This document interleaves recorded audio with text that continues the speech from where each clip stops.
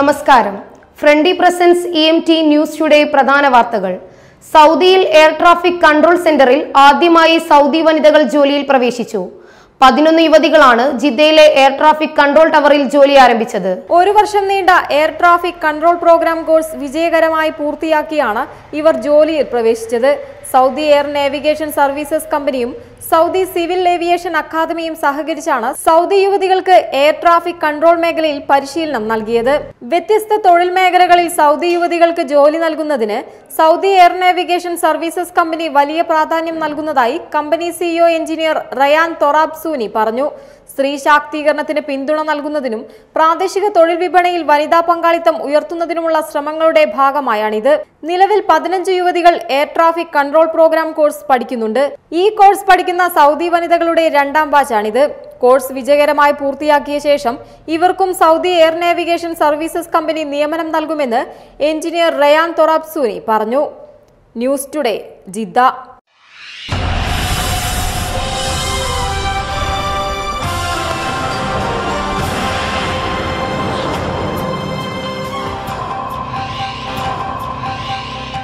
വാട്സപ്പിന്റെ voice video call സേവനം സൗദിയിൽ block ചെയ്തു.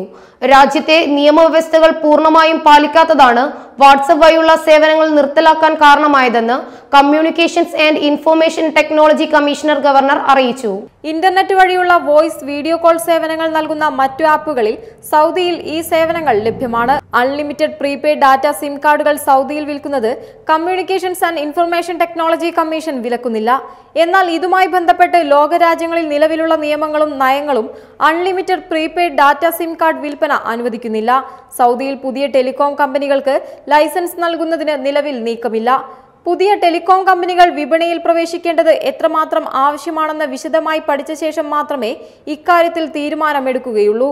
പ്രാദേശിക വിപണിയിൽ പുതിയ ടെലികോം കമ്പനികൾ ആവശ്യമാണെന്ന് ബോധ്യപ്പെട്ടാൽ പുതിയ കമ്പനികൾക്ക് ലൈസൻസ് നൽകും. News today, Riyadh.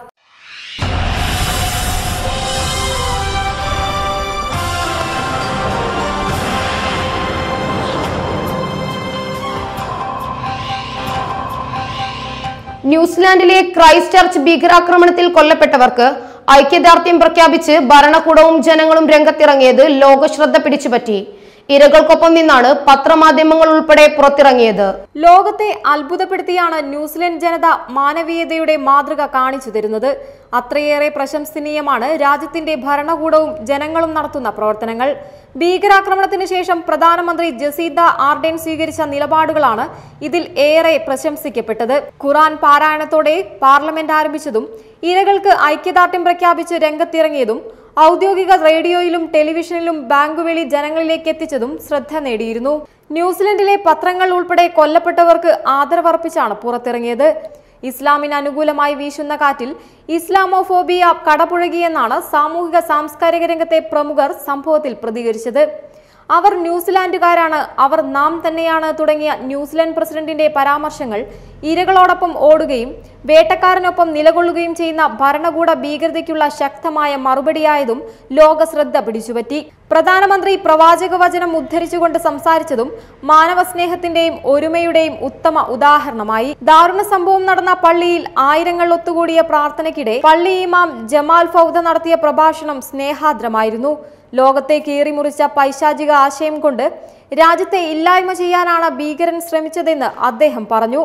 സ്നേഹവും ഒരുമയും കൊണ്ട് ഇത്തരം പ്രവൃത്തിയെ ചെറുത്തു തോൽപ്പിക്കണമെന്നും അദ്ദേഹം ഓർമ്മപ്പെടുത്തി. News today international.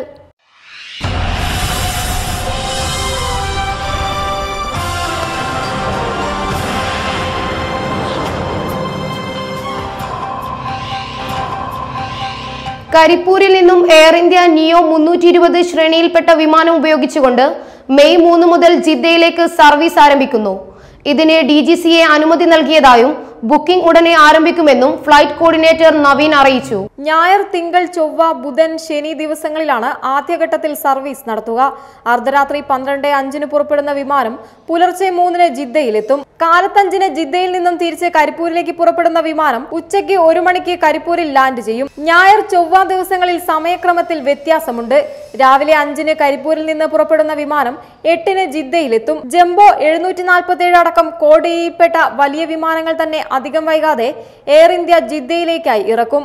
പെരുന്നാളിന് മുമ്പ് തന്നെ ജിദ്ദയിലേക്ക് കൂടുതൽ സർവീസുകൾ വരുന്നത് സൗദിയിലുള്ള പ്രവാസികൾക്ക് ഏറെ പ്രയോജനകരമാണ്. News today, Jeddah.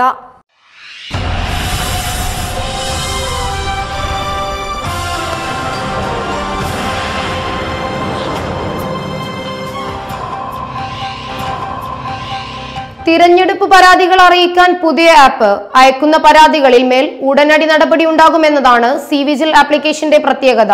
ലോക്സഭാ തെരഞ്ഞെടുപ്പ് സംബന്ധിച്ച ഏതുതരം പരാതികളും തെരഞ്ഞെടുപ്പ് കമ്മീഷന്റെ സി വിജിൽ എന്ന ആപ്ലിക്കേഷനിലൂടെ അയക്കാം. ചട്ടലംഘനം കണ്ടാൽ അത് മൊബൈൽ ഫോൺ ക്യാമറയിൽ പകർത്തി സി വിജിൽ ആപ്പ് വഴി ജില്ലാ തെരഞ്ഞെടുപ്പ് സെന്ററുകളിലേക്ക് അയക്കാം.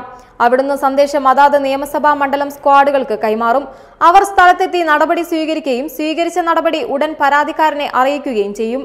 മൊബൈൽ ഫോണിൽ എളുപ്പത്തിൽ ഉപയോഗിക്കാനാകും വിധമാണ് ആപ്പ് രൂപകൽപ്പന ചെയ്തിരിക്കുന്നത്. ചട്ടലംഘനം നടന്ന സ്ഥലത്ത് നേരിട്ട് പോയി എടുത്ത ചിത്രങ്ങൾ മാത്രമേ ഈ ആപ്പ് വഴി അയക്കാൻ സാധിക്കുകയുള്ളൂ. മറ്റുള്ളവർ എടുത്ത് കൈമാറി കിട്ടിയ ചിത്രങ്ങൾ അയക്കാൻ സാധിക്കില്ല. അതിനാൽ വ്യാജമായ പരാതികൾ ഒഴിവാക്കാൻ സാധിക്കും. തുടർച്ചയായി 5 മിനിറ്റ് മാത്രമേ ഈ ആപ്പ് പ്രവർത്തിക്കുകയുള്ളൂ. 5 മിനിറ്റ് കഴിഞ്ഞാൽ ആപ്പിന്റെ പ്രവർത്തനം നിലയ്ക്കും. വീണ്ടും ആപ്പ് തുറന്ന് പരാതി 5 മിനിറ്റിൽ ഒതുക്കി പകർത്തി അയക്കേണ്ടി വരും. തെരഞ്ഞെടുപ്പ് നടപടിക്രമങ്ങൾ ലഘൂകരിക്കാനും പ്രചാരണഘട്ടത്തിലെ നിയമലംഘനങ്ങൾ കണ്ടെത്താനും ഒട്ടേറെ നൂതന വിദ്യകൾക്ക് തെരഞ്ഞെടുപ്പ് കമ്മീഷൻ രൂപം നൽകിയിട്ടുണ്ട്. News today.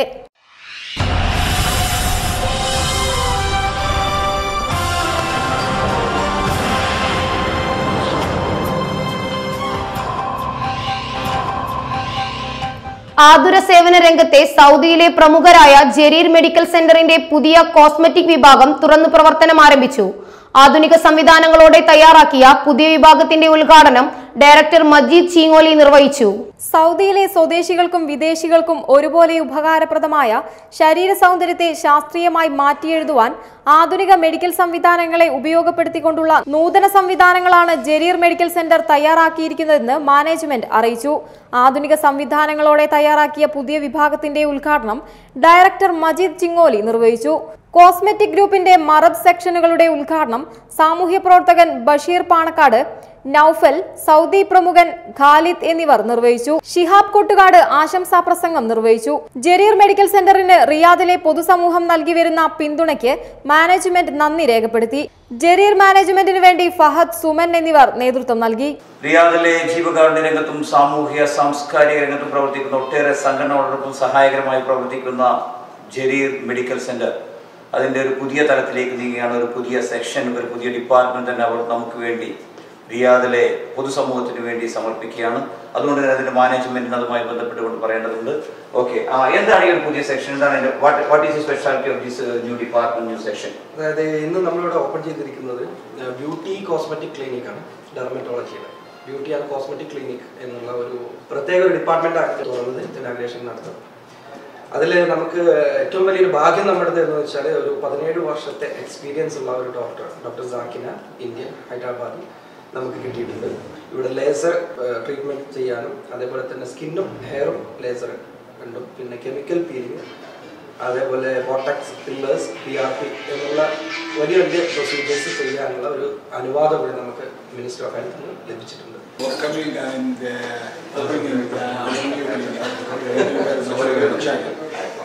Jarir medical centre Riyadh സമൂഹത്തിന് വേണ്ടി സമർപ്പിക്കുന്ന കോസ്മെറ്റിക് ക്ലിനിക്, ലേസർ സർജറി, ഇതുമായി ബന്ധപ്പെട്ടുള്ള എല്ലാ ട്രീറ്റ്മെൻറ്റും വളരെ കോംപ്രഹെൻസീവായും അഫോർഡബിൾ ഹെൽത്ത് കെയർ നൽകപ്പെടുന്ന ജരീർ മെഡിക്കൽ സെന്റർ എനിക്ക് തോന്നുന്നു റിയാദ് സമൂഹത്തിന് ഒരു കോൺഫിഡൻസ് ബിൽഡ് ചെയ്യാൻ വേണ്ടി, പ്രത്യേകിച്ച് വ്യക്തികൾക്ക് വളരെയധികം ഈ കോസ്മെറ്റിക്കുമായി ബന്ധപ്പെട്ട് ഉള്ള വിഷയങ്ങളാണ് അവരുടെ കോൺഫിഡൻസ് നഷ്ടപ്പെടുക. അപ്പം ഇവിടെ എല്ലാവർക്കും നല്ല കോൺഫിഡൻസ് നൽകിക്കൊണ്ട് വളരെ അഫോർഡബിൾ പ്രൈസിൽ നല്ല രീതിയിൽ റിയാദിന്റെ ഹൃദയഭാഗത്ത് പ്രവർത്തിക്കുന്ന ജരീർ മെഡിക്കൽ സെന്റർ പ്രവാസി സമൂഹത്തിന് ഒരു അഭിമാനമാണ്, പ്രത്യേകിച്ച് ഇന്ത്യക്കാർക്ക്.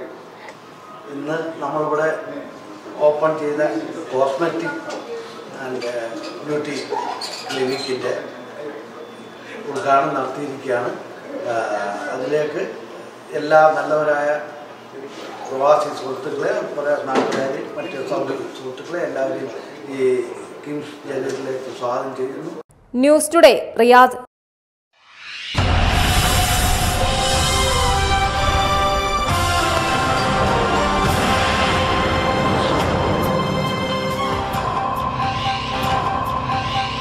ന്യൂസിലാൻഡ് ഭീകരാക്രമണത്തിൽ രക്തസാക്ഷികളായവർക്ക് വേണ്ടി മക്കയിലെ വിശുദ്ധ ഹറമിലും മദീനയിലെ മസ്ജിദുൻ നബവിയിലും മയ്യത്ത് നമസ്കാരം നടന്നു.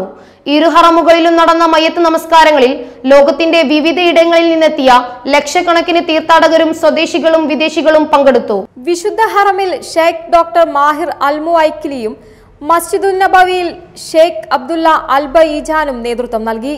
ന്യൂസിലാൻഡ് ആക്രമണത്തിൽ മരിച്ചവർക്ക് വേണ്ടി ഇരു ഹറമുകളിലും മയ്യത്ത് നമസ്കാരം നിർവഹിച്ചത് ലോക മുസ്ലിങ്ങളുടെ പ്രശ്നങ്ങളിൽ സൗദി ഭരണാധികാരികൾക്കുള്ള പ്രത്യേക താൽപര്യവും ശ്രദ്ധയുമാണ് പ്രതിഫലിക്കുന്നതെന്ന് ഹറം കാര്യവകുപ്പ് മേധാവി ഷെയ്ഖ് ഡോക്ടർ അബ്ദുറഹ്മാൻ അൽ സുദൈസ് പറഞ്ഞു.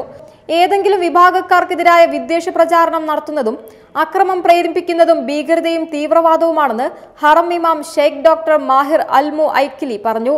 വിശുദ്ധ ഹറമിൽ ജുമുഅ ഖുതുബ നിർവഹിക്കുകയായിരുന്നു ഇമാം. News today, Mecca.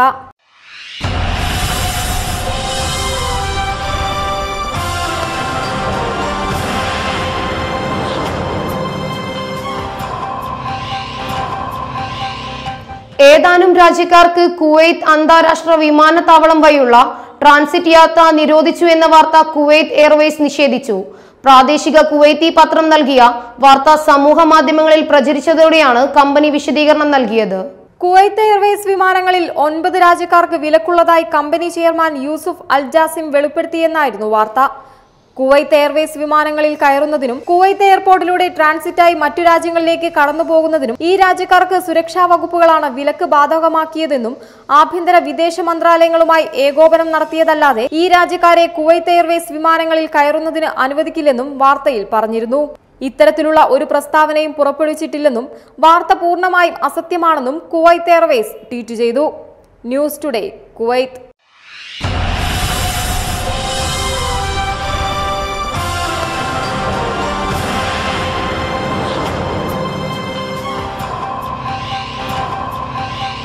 പതിനെട്ട് വർഷത്തെ പരിചയസമ്പത്തുമായി GCCയിലെ മുൻനിര കാർഗോ ഗ്രൂപ്പായ എം കാർഗോ ഗ്രൂപ്പിന്റെ ബെസ്റ്റ് എക്സ്പ്രസ് കാർഗോ ദമാമിൽ പ്രവർത്തനം ആരംഭിച്ചു.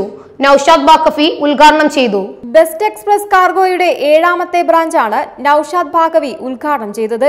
18 വർഷത്തെ പരിചയസമ്പത്തുമായി GCCയിലെ മുൻനിര കാർഗോ ഗ്രൂപ്പായ എം കാർഗോ ഗ്രൂപ്പിന്റെ 29ാമത് ഔട്ട്ലെറ്റ് കൂടിയാണ് ഇത്. ദമാമിലെ കത്തീഫിലാണ് ബെസ്റ്റ് എക്സ്പ്രസ് കാർഗോ തുറന്ന് പ്രവർത്തനം ആരംഭിച്ചത്. ചുരുങ്ങിയ കാലം കൊണ്ട് പ്രവാസികളുടെ ഇഷ്ട ബ്രാൻഡായി മാറിയ എം കാർഗോ ഗ്രൂപ്പിന്റെ കീഴിലുള്ള ബെസ്റ്റ് എക്സ്പ്രസ് കാർഗോയുടെ സൗദി അറേബ്യയിലെ 3ാമത്തെ ബ്രാഞ്ചാണിത്. ലോകത്തെവിടേക്കും ചുരുങ്ങിയ ചെലവിൽ അതിവേഗ സർവീസ് നടത്തിവരുന്നു എന്നത് എം ഗ്രൂപ്പ് കാർഗോയുടെ ഒരു പ്രത്യേകതയാണ്. ഇനി മുതൽ ദമാമിൽ നിന്നും സാധനങ്ങൾ പൂർണ്ണ ഉത്തരവാദിത്തത്തോടെ കുറഞ്ഞ നിരക്കിൽ നാട്ടിലേക്ക് എത്തിക്കാൻ കാർഗോ വഴി സാധിക്കും. അടുത്ത ബ്രാഞ്ച് റിയാദ് ഷക്കീറ, ദമാം സീക്കോയിലും ഉടൻ പ്രവർത്തനം ആരംഭിക്കും. ബെസ്റ്റ് എക്സ്പ്രസ് കാർഗോയുടെ ഷോറൂമിൽ 1 മാസത്തെ സ്പെഷ്യൽ ഓഫറുകളും ഉണ്ടെന്ന് ദമാം മാനേജ്മെന്റ് അംഗങ്ങൾ അറിയിച്ചു. News today, Dammam.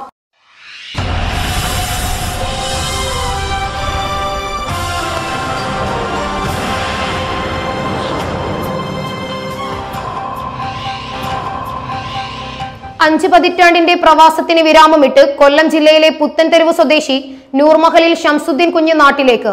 37 വർഷം മുൻപ് സൗദി പ്രവാസത്തിലേക്ക് ടേക്ക് ഓഫ് ചെയ്ത സൗദിയുടെ വിമാനത്തിൽ തന്നെയാണ് ഷംസുദ്ദീനും ഭാര്യയും നാട്ടിലേക്ക് മടങ്ങിയത്. നാടുവിട്ട് 1.5 ദശകം മറുനാട്ടിലും 38 വർഷം ജിദ്ദയിലും ജീവിച്ച ശേഷമാണ് കൊല്ലം ജില്ലയിലെ കരുനാഗപ്പള്ളി പുത്തൻതെരുവ് സ്വദേശി നൂർമഹലിൽ ഷംസുദ്ദീൻ കുഞ്ഞ് നാട്ടിലേക്ക് മടങ്ങുന്നത്. ആരോടും പരിഭവമില്ല, നിറഞ്ഞ സംതൃപ്തിയോടെ മടക്കം. 15 ഹജ്ജ് ചെയ്തു, നിരവധി തവണ ഉംറ ചെയ്തു. ഈ ആയുസിൽ ഇനി വേറെ എന്ത് വേണമെന്നാണ് ഷംസുദ്ദീൻ കുഞ്ഞിന്റെ ചോദ്യം. ഉത്തരേന്ത്യയിലെ വിവിധ നഗരങ്ങളിലെ സിംല, പത്താൻകോട്ട്, കൊൽക്കത്ത സൈനിക ക്യാമ്പുകളിൽ ഹവീൽദാറായി 15 വർഷത്തെ ജീവിതം. പിന്നീട് 1 വർഷം ഔറംഗാബാദിലും ആൻഡമാൻ നിക്കോബാറിലുമായി സ്വകാര്യ സർവീസ്. 1981 ഡിസംബർ 12-നാണ് സൗദി വിമാനത്തിൽ മുംബൈ കറാച്ചി വഴി ജിദ്ദയിലെത്തിയത്. ഫ്രീ വിസയായതുകൊണ്ട് പല ജോലികളും ചെയ്തു.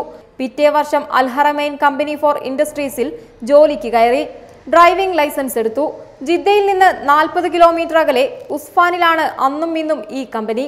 ഒരേ കമ്പനിയിൽ 37 വർഷം എന്ന റെക്കോർഡും ഷംസുദ്ദീൻ കുഞ്ഞിന് സ്വന്തം. തനിക്ക് ജീവിതത്തിലെ സകല സൗഭാഗ്യങ്ങളും നേടിത്തന്ന സൗദി മണ്ണിനോടും ഇവിടുത്തെ ഭരണകർത്താക്കളോടും നിരവധി പ്രവാസി സുഹൃത്തുക്കളോടുമുള്ള നന്ദിയും കടപ്പാടും അദ്ദേഹം വിതുമ്പുന്ന ഹൃദയത്തോടെയാണ് അറിയിച്ചത്.